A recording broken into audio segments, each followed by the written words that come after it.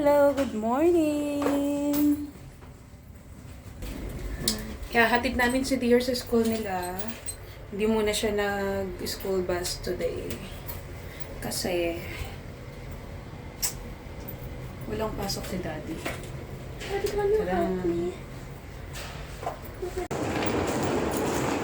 Baby, are you okay? Naka-Filipiniana siya ngayon. Wikang ano kasi nila ngayon. Wikang pambansa.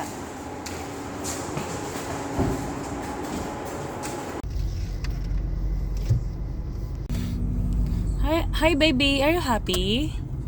Wow. Happy na si Dior kasi nga lagi niyang sinasabi sa amin ni hatid daw namin siya sa school. Kaya eto, pagbibigyan namin siya ngayon. Kaya hatid namin siya.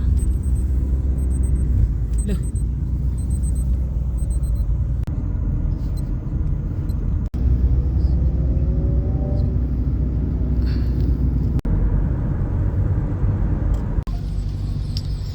Inaantok na ako dahil nga gumising ako ng alas 4 at pinaliguan pa tong dalawa.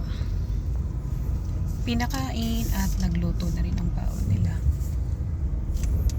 Kaya yun, nakakaantok na. Time check is 6:50 na ng umaga. Ang nila, kailangan nandun na sila sa school ng mga 7. Medyo malapit lang naman yung school nila from our house. Mga 10 minutes.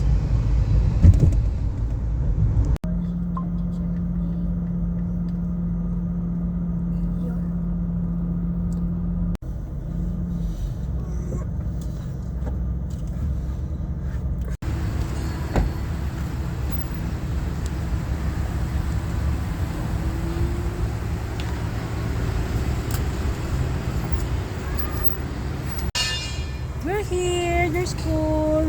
Don't be sad na naman. I love you. Para ka naman, na naman. Bye-bye, ate, I love you. Bye. Andito na kami sa school nila Dior. Sabi sa medyo malapit lang.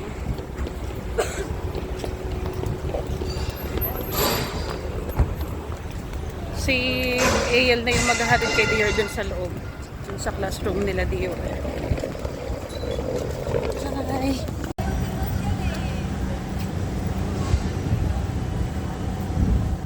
Bye-bye.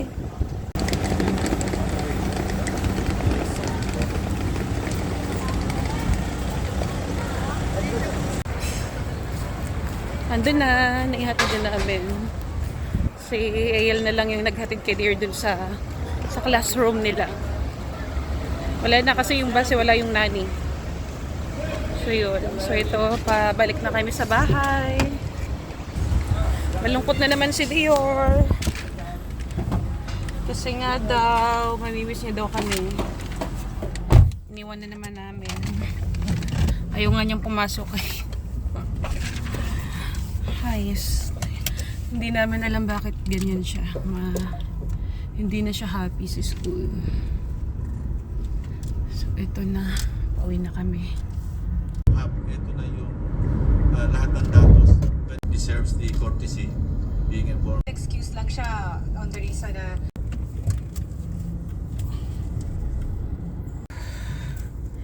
Nandito na kami sa parking namin. We're here. Pakyat na kami.